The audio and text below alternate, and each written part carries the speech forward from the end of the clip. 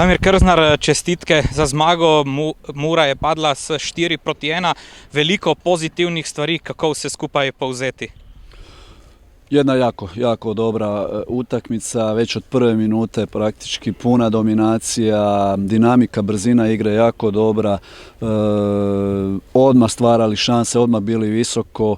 Na nesreću Mura iz prve akcije je zabila gol, ali nije nas to učinilo nervoznima i to je bio praktički samo zadatak nastaviti, nadaljuje onako kako smo krenuli, sve će biti ok.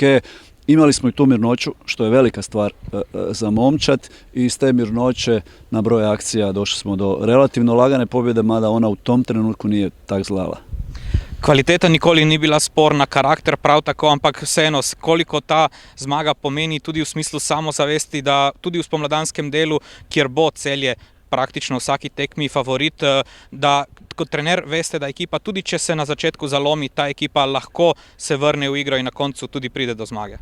Je, po meni to jako puno. Znači, svjesni ste da je ovoj momčadi dosta 10 minut da stvari okrene u svoju korist, ali naravno bilo bi isto tako dobro da se ne dovodimo uopće u loše situacije, ali naravno svaki protivnik ima kvalitetu da vas tu i tamo ugrozi, ali kažem, u ovom trenutku izgledamo jako dobro, a i trebat ćemo izgledati jako dobro, jer već za par dni bravo momčad na kojoj ćemo trebati biti na ovom nivou, a možda i na boljem, da bi mogli računati sa punim pljenom. Omenili ste Bravo, naslednji nasprotnik, včeraj do prepričljive zmage. Kje bo Celje iskalo oziroma kako se bo Celje lotilo Brava? Vemo, gostovanje v Šiški vselej izjemno zahtevna. Je izjemno zahtevna i već jutri razbijamo glavu kak.